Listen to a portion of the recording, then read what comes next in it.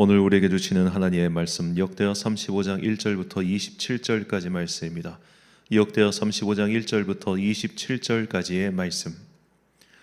이제 봉독하겠습니다. 하나님의 말씀 경청하십시오. 요시야는 예루살렘에서 주님께 유월절을 지켰다. 사람들은 첫째 달 14일에 유월절 어린 양을 잡았다. 왕은 제사장들에게 각자가 해야 할 임무를 맡기고 주님의 성전에서 할 일들을 잘하도록 격려하였다. 왕은 또 주님께 거룩하게 구별되어서 온 이스라엘을 가르치는 레위 사람들에게도 다음과 같이 지시하였다. 거룩한 궤는 다윗의 아들 이스라엘의 솔로몬 왕이 지은 성전 안에 두도록 하십시오. 이제부터 당신들은 그 궤를 어깨에 메어 옮기지 않아도 됩니다. 당신들은 다만 주 당신들의 하나님과 그의 백성 이스라엘을 섬기는 일만을 맡게 됩니다. 당신들은 이스라엘의 다윗 왕이 글로써서 지시한 것과 다윗의 아들 솔로몬이 글로써서 지시한 것을 따라 가문별, 갈래별로 준비를 하고 있다가 성소에 나가서 당신들의 친족되는 모든 사람의 가문의 서열을 따라서 또는 레위 가문의 서열을 따라서 일을 맡도록 하십시오. 당신들은 유월절 어린 양과 염소를 잡아야 합니다. 그리고 당신들은 스스로를 정결하게 하십시오. 그리고 동족을 위하여서도 준비하십시오. 이 모든 일은 주님께서 모세를 시켜서 말씀하신 그대로 해야 합니다. 요시야는 자기가 가지고 있는 집중승 등대 가운데서 어린 양과 어린 염소 3만 마리와 수소 3천 마리를 일반 백성들이 유월절 때의 제물로 쓰도록 백성에게 거저 주었다. 왕의 신하들도 기꺼이 일반 백성과 제사장들과 레위 사람들에게 돌아갈 제물을 자원하여 내놓았다. 하나님의 성전의 최고 책임자인 힐기야와 스가랴와 여히엘은 제사장들이 유월절 기간에 제물로 쓰도록 어린 양과 어린 염소 2,600마리와 수소 300마리를 내놓았다. 레위 사람의 지도자들 곧 고나냐와 그의 동기들인 스마야와 느다넬과 하사랴와 여히엘과 요사밧은 레위 사람들이 유월절 제물로 쓰라고 어린 양과 어린 염소를 합하여 5,000마리와 소 500마리를 내놓았다. 유월절을 지킬 제사 준비가 이렇게 다 되었을 때에 제사장들과 레위 사람들은 왕이 명령한 대로 각각 제자리에 섰다. 희생제물인 양과 염소를 잡은 뒤에 레위 사람들은 잡은 짐승의 가죽을 벗기고 제사장들은 손으로 피를 받아 제단에 뿌렸다. 그런 다음에 레위 사람들은 번제물로 바칠 짐승을 백성에게 가문별로 나누어 주어서 백성이 모세의 율법에 기록되어 있는 대로 주님께 드리게 하고 소도 같은 방법으로 하였다. 레위 사람들은 유월절 어린 양을 규례에 따라서 불에 굽고 나머지 거룩한 제물은 솥과 가마와 냄비에 삶아 모든 백성에게 속히 분배하였다. 이렇게 하고 난 뒤에 그들은 자신들과 아론의 자손 제사장들 몫을 준비하였다. 그것은 제사장들이 번제로 바치는 짐승들을 불에 태우고 희생제물의 기름기를 태우느라고 밤까지 바빴기 때문이다. 그래서 레위 사람들은 자신들과 아론의 자손 제사장들 몫을 준비하였던 것이다. 노래하는 사람들 곧 아삽의 자손은 다윗과 아삽과 헤만과 왕의 선견자 여두둔의 지시를 따라 각자 지정된 자리에 서 있었고 문지기들은 각자가 책임 맡은 문을 지키고 있었다. 노래하는 사람들이나 문을 지키는 사람들이 그들의 근무 장소에서 떠나지 않아도 되었던 것은 그들의 친족 레위 사람들이 그들의 몫을 준비하여 주었기 때문이다. 이와 같이 그날의 요시야 왕이 명령한 대로 모든 일이 다 잘 준비되어 주님께 예배를 드릴 수 있었다. 사람들은 유월절을 지키며 주님의 단에 번제를 드렸다. 그때 거기 모인 이스라엘 자손은 유월절을 지키고 이어서 이레 동안 무교절을 지켰다. 예언자 사무엘 이후로 이스라엘 안에서 이처럼 유월절을 지킨 예가 없었고 이스라엘의 역대 왕들 가운데서도 요시야가 제사장들과 레위 사람들과 그때 거기 모인 온 유다와 이스라엘 사람들과 예루살렘 주민들과 함께 지킨 그런 유월절은 일찍이 지켜본 왕이 없었다. 유월절을 이렇게 지킨 것은 요시야가 나라를 다스린 지 18째 해가 되던 때의 일이다. 이런 모든 일이 일어난 뒤 곧 요시야가 성전 정돈을 마치고 난 뒤 이집트의 느고 왕이 유프라테스 강가에 있는 갈그미스를 치려고 올라왔으므로 요시야가 그것을 막으러 떠나갔다. 느고가 요시야에게 전령을 보내어 말하였다. 유다의 왕은 들으시오. 왕은 왜 나의 일에 관여하려고 하오? 나는 오늘 왕을 치려고 온 것이 아니라 나와 싸움이 벌어진 족속을 치려고 나선 것이오. 하나님께서 나에게 속히 가라고 명하셨소. 그러니 하나님이 나와 함께 계시오. 하나님께 멸망을 당하지 아니하려거든 하나님을 거역하는 이 일을 어서 멈추시오. 그러나 요시야는 그에게서 돌이켜 되돌아가지 않고 느고와 싸우려고 변장까지 하였다. 이처럼 요시야는 하나님께서 느고를 시켜서 하시는 말씀을 듣지 아니하고 무기또 평원으로 진군하여 가서 싸웠다. 그때 적군이 쏜 화살이 요시야 왕에게 박혔다. 왕이 자기 부하들에게 명령하였다. 내가 크게 다쳤다. 내가 여기서 빠져나가도록 나를 도와라. 그는 부하들의 부축을 받으면서 자기의 병거에서 내려 그의 부사령관의 병거를 타고 예루살렘으로 돌아와 숨을 거두었다. 사람들은 그를 그의 조상들의 묘에 장사하였다. 온 유다와 예루살렘 사람들이 그의 죽음을 슬퍼하였다. 예레미야 예언자가 요시아의 전사를 애도하는 애가를 지었는데 노래하는 남녀가 요시아 왕을 애도할 때에는 이 애가를 부르는 것이 관례가 되어 오늘까지 이른다. 그 가사는 애가집에 기록되어 있다. 요시아의 남은 사적 곧 그가 주님의 율법에 기록된 대로 한 모든 선한 일과 그의 업적은 처음부터 끝까지 이스라엘과 유다 열왕기에 기록되어 있다. 아멘. 짧게 보면 비극, 길게 보면 희극이라는 제목으로 하나님의 말씀 선포하겠습니다. 고대 그리스에는 이 3대 비극 작가라는 사람들이 있습니다. 그 이름이 아이스킬로스, 소포클레스, 에우리피데스입니다. 고대 그리스에서는 이런 비극, 일종의 연극을 항상 경연도 하고 심사도 보고 했다고 해요. 이 세 명의 비극 작가들은 여러 작품을 남겼고 또 그 작품 중에서 지금까지 온전하게 전해진 작품들이 몇 가지가 있습니다. 그중 아이스킬로스의 작품은 이제 그 유명한 트로이 전쟁이 끝나고 나서 이 그리스의 아가멤논 왕이 이제 전쟁을 승리로 이끌고 돌아옵니다. 돌아왔는데 그의 아내가 그를 암살해요. 그러자 그의 아들 오레스테스가 이 아버지를 암살한 사람을 찾아내서 복수를 하는 이야기가 있습니다.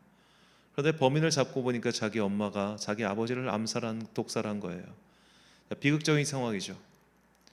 아버지를 암살한 자를 처단하자니 그가 나의 어머니예요. 그렇다고 해서 아버지를 죽인 자에 대한 복수를 하지 않자니 아버지의 영혼이 구천에서 떠도는 거죠. 자, 이 둘 다 어느 것을 택해도 이 오레스테스에게는 그저 비극인 상황. 그러니까 고전 그리스의 비극이 다 이런 상황이었던 겁니다. 어느 쪽을 택해도 결국 개인에게는 비극적인 결말이 기다리고 있는 것이죠. 그러니까 이 이야기에 몰입한 사람들이 이건 정말 슬프다. 어느 쪽을 택해야 되냐 함께 갈등하고 고민하게 만들었던 것입니다. 그래서 이제 여기서 작가의 성향에 따라 공익적인 목적으로 하든지 혹은 가족 간에 그것을 더 우선시하든지 이런 것들은 시대와 상황에 따라 조금씩 달라졌지만 기본적으로 이렇게 어느 쪽을 택해도 결국 비극적인 결말이 있게끔 그렇게 극을 구성했던 것이죠. 그래서 사람들에게 강력한 슬픔을 전달하고 그 슬픔을 통해서 어떤 메시지를 전달하는 것이 그런 고전 그리스 비극의 구조였습니다. 자, 오늘 요시야 앞에 놓인 선택지가 그런 고전 그리스의 비극과 참 유사합니다.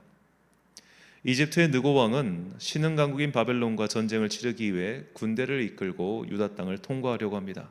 그리고 요시야에게 다음과 같이 말하지요. 본문 20절과 21절 말씀. 이 모든 일 후 곧 요시야가 성전을 전군하기를 마친 후에 애굽 왕 느고가 유브라데 강가에 갈그미스를 치러 올라왔으므로 요시야가 나가서 방비하였더니 느고가 요시야에게 사신을 보내어 이르되 유다 왕이여 내가 그대와 무슨 관계가 있느냐 내가 오늘 그대를 치려는 것이 아니요 나와 더불어 싸우는 족속을 치려는 것이라 하나님이 나에게 명령하사 속히 하라 하셨은즉 하나님이 나와 함께 계시니 그대는 하나님을 거스르지 말라 그대를 멸하실까 하노라 하나 아멘.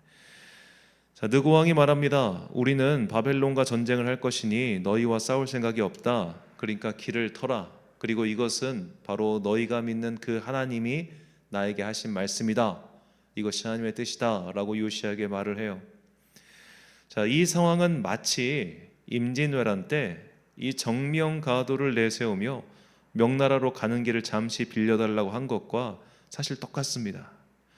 자, 도요토미 히데요시가 명나라를 치려고 즉 그에게는 이제 세계 통일이라고 하는 굉장히 허황된 생각이 있었는데 그래서 조선왕 선조에게 부탁하는 겁니다. 야, 우리는 너희랑 싸울 생각이 없어. 조선은 그냥 길만 빌려줘. 우리는 그냥 명나라로 갈게.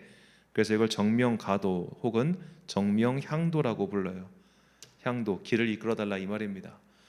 자, 그럼 조선왕이 만약에 선조가 아유 그래 우리랑 싸울 생각 없어? 알았어 길 내줄게 하고 길을 내줬다면 어떤 일이 벌어졌을까요?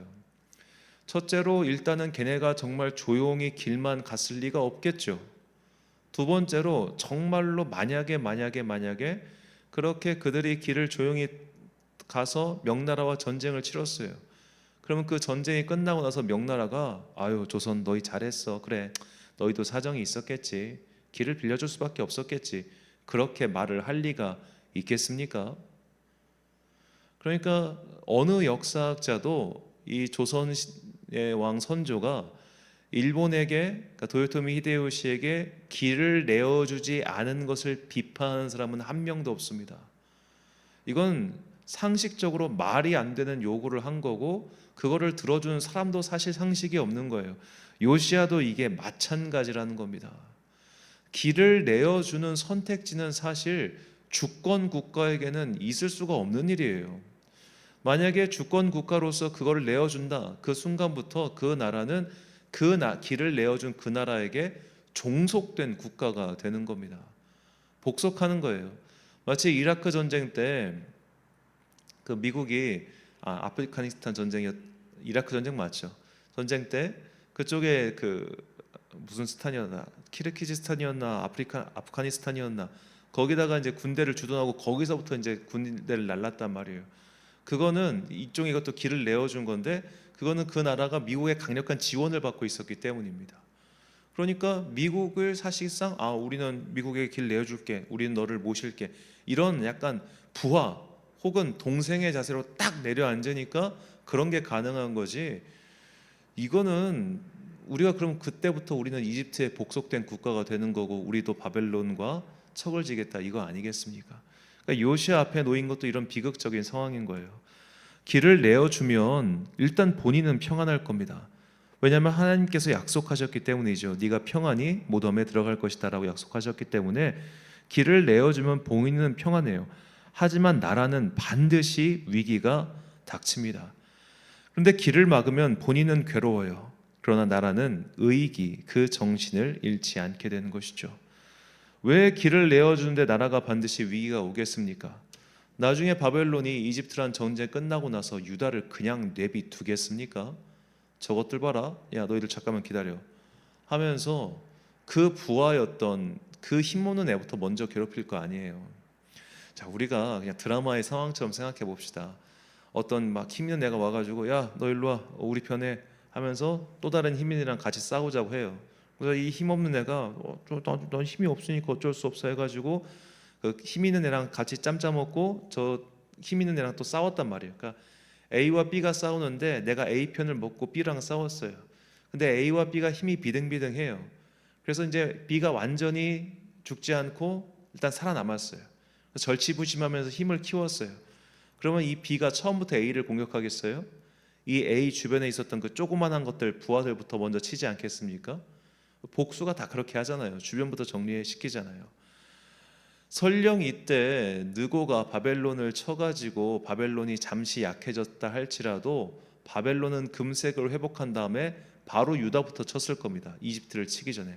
여하튼 이집트를 치려면 유다를 점령해야 되니까. 그러니까 이게 중간에 낀 나라의 비극인 거예요. 이쪽을 선택해도 괴롭고 저쪽을 선택해도 괴로워요. 그런 상황 속에서 요시야는 나의 평안이 아니라 어떻게 하면 공동체가 이 미래의 희망을 남길 것인가, 그것을 고민했던 것입니다. 하나님께서는 그에게 약속해 주셨습니다. 우리가 어제 읽었죠. 여선지자 훌다를 통해서 너는 무덤에 평안히 내려갈 거야. 너는 선하게 살았으니까. 이게 요시야에게 주신 약속이에요. 그런데 요시야가 다스리던 남유다의 왕국의 운명은 결정되었어요. 멸망이었습니다. 심판이었습니다. 하나님께서는 이것을 돌이키지 않으실 것이었습니다. 요시야는 이것을 들었으니 알고 있었겠죠. 그럼 그렇다고 해서 내가 왕인데, 내가 지도자인데, 맞아, 우리 공동체는 이제 하나님께서 심판하실 거니까 망할 거야. 그래, 어쩔 수 없지 뭐. 이게 지도자의 태도입니까? 아니겠죠. 지도자는 그럼에도 불구하고 발버둥 치는 사람입니다. 그럼에도 불구하고 끝까지 최선을 다하는 사람입니다. 내 개인의 영달과 평안은 잠시 뒤로 한 채 설령 나에게 내 개인적으로는 힘든 일이 닥친다 할지라도 내가 속해 있는 혹은 내가 책임지고 맡고 있는 이 공동체를 위해서 희생하는 사람이 지도자 아닙니까? 바로 요시야가 이런 지도자였던 거예요. 지금 여기서 이 상태에서 느고에게 길을 내어주는 순간 그 뒤에 나온 결과는 뻔하잖아요. 바벨론은 분노할 것이고 그래서 바벨론이 우리 공동체를 칠 거란 말이에요. 그 일이 비록 나의 때에는 이루어지지 않겠지만, 그리고 그 일이 결과적으로 하나님의 뜻 가운데서 이루어지는 하나님께서 유도하신 일이겠지만 그럼에도 불구하고 이렇게 심판받고 멸망하게 될 내 나라 공동체, 내 후손들이 너무 불쌍하잖아요. 너무 안타깝잖아요. 그렇기 때문에 그는 자신이 할 수 있는 바 최선을 다해서 발버둥을 쳤던 것입니다. 그가 하나님의 뜻을 거역한 게 아니라 하나님의 심판 앞에서 그래도 최선을 다해서 내가 맡은 바 책임을 다하기 위해 발버둥 쳤던 사람이 바로 요시야 왕이지요. 이것이 요시야의 비극이었습니다. 그는 훌륭한 왕이었습니다. 그래서 하나님께서는 그에게만 평안한 길을 마련해 주셨지만 그는 왕으로서, 지도자로서 나 혼자만 평안하게 살다가 죽는 그런 상을 받기를 거절한 것이죠. 이것은 마치 모세가 이집트 공주의 아들이라는 평안한 지위를 혼자만 누리며 살 수 없었던 것과 비슷합니다. 모세가 동족을 위하여 평안한 자리를 박차고 나왔듯이 요시야 또한 본인의 평안한 말년이라는 예정된 상을 버리고 마지막까지 동족들을 위하여, 자식들이 살아갈 나라를 위하여 비록 그 결말이 정해져 있다 하더라도 끝까지 최선을 다한 것이죠.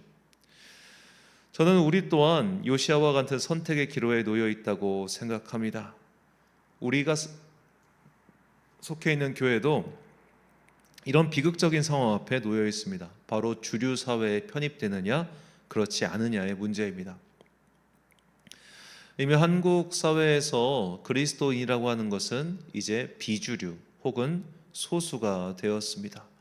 우리가 숫자는 굉장히 많아 보이지만 사실 그 숫자가 온전한 힘을 발휘할 수 없고, 그리고 그 숫자 중에서도 상당 부분이 이단이기 때문에 정말로 한국 개신교회 그리고 이제 정통 교단에 속한 사람들의 숫자는 약 600만 명 정도일 것이다 라는 것이 사람들의 예측입니다.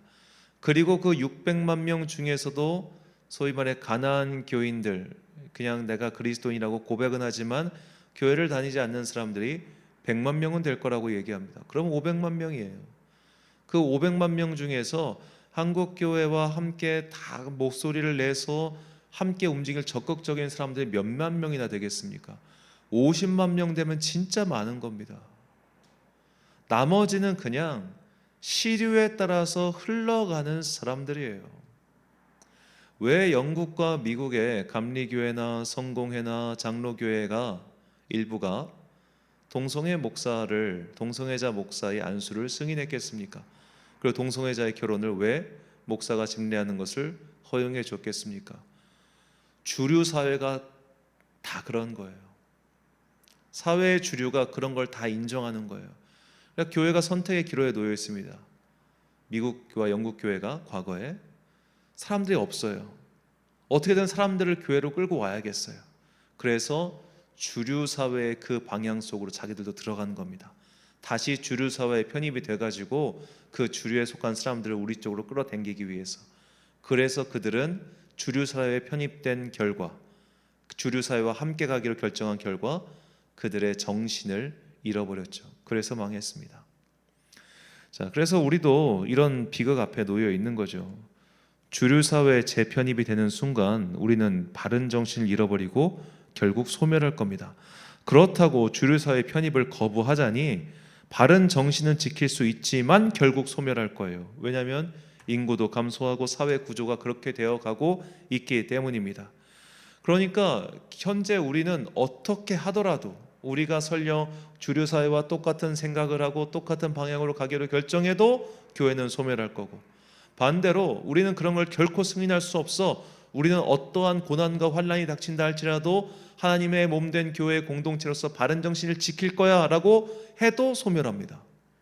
구조가 그렇게 되어 있는 거예요. 사회가 그렇게 결정이 되어버렸어요.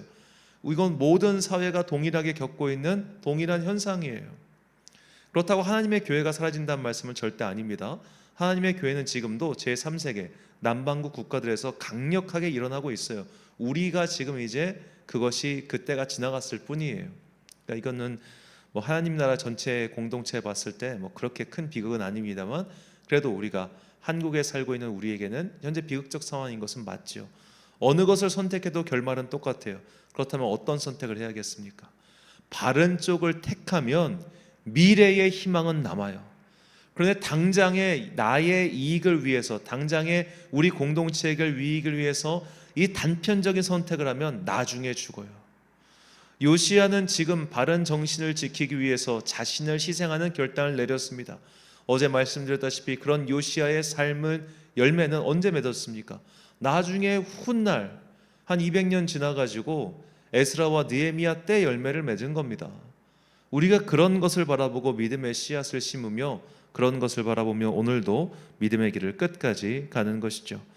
바른 정신을 지키면 결국 우리는 희망의 씨앗을 심을 수 있지만, 당장 급하다고 해서 당장 평안한 길을 택하면 그 잠깐의 생명은 연장될지언정 결국 소멸하게 되는 것이죠.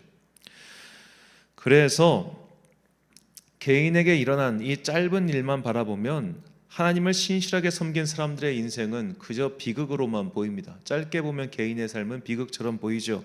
모든 순교자들은 비극의 주인공입니다. 천수를 누리지 못하고 죽었으니 말이죠. 모든 선지자들 또한 비극의 주인공입니다. 하나님의 뜻을 바르게 전하다가 핍박을 받고 외면을 당하며 그렇게 살다가 죽었으니 비극적인 인생이죠. 하지만 길게 보면 그들의 인생은 가치 있고 보람 있고 멋지며 승리한 그야말로 정통 드라마의 삶이죠. 하나님께서 그들의 승리를 만들어 주셨기 때문입니다. 우리 앞에 놓여 있는 비극적인 상황도 마찬가지입니다. 이것은 결국 하나님께서 기쁨과 승리와 그리고 기쁨의 한편 드라마로 만들어 주실 것입니다. 시편 31편 11절과 12절 말씀입니다. 주께서 나의 슬픔이 변하여 내게 춤이 되게 하시며 나의 베옷을 벗기고 기쁨으로 띠띠우셨나이다.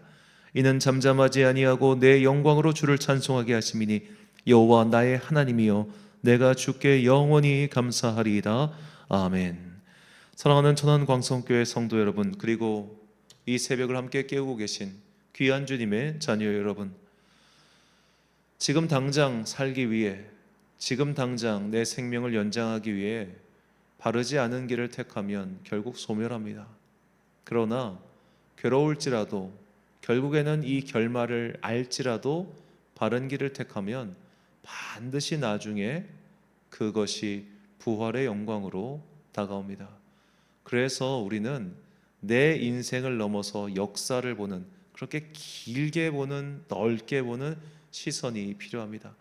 우리가 그 시각을 갖출 때, 길게 보는 시각을 갖출 때 비로소 하나님께서 이 모든 일을 이처럼 이루어 가셨다라고 고백할 수 있게 되는 것이죠. 아브라함에게 주신 약속이 언제 열매 맺었습니까? 수백 년 후입니다. 수백 년 후. 하나님께서는 하루가 천년 같고 또 천년이 하루 같으신, 우리에게 시간이라고 하는 것은 굉장히 긴 선이지만 하나님께는 점과 같다는 것을 잊지 마십시오. 그래서 우리는 볼 수 없는 것을 하나님께서 보시며 우리가 이룰 수 없는 것들을 하나님께서 이루십니다. 우리의 삶이 있는 이 순간에서는 그 일들이 이루어지지 않을 수 있지만, 그리고 그럴 가능성이 매우 높지만, 우리가 죽은 이후에 우리의 다음 세대와 그 다음 세대에는 지금 우리가 했던 모든 것들이 어떻게 열매 맺을지 모른다는 거예요. 그러므로 우리는 지금도 눈물로 희망의 씨앗을 뿌리며 언젠가 주님께서 그 열매를 거두실 기쁨의 날을 소망해야 됩니다. 우리는 씨 뿌리는 자로 부르심을 받았고 또 그렇게 주님의 품에 안기게 될 것입니다. 주님께서 우리를 부르시는 그날까지 각자 맡은 소명의 길 끝까지 잘 감당하여 마침내 주님께 칭찬받는 우리 모두가 되시길 주의 이름으로 축원합니다. 기도하겠습니다. 사랑과 은혜가 풍성하신 아버지 하나님, 우리 앞에 놓여져 있는 그 선택은 결국 우리의 시선으로 볼 때 비극으로 마무리될 수밖에 없었습니다.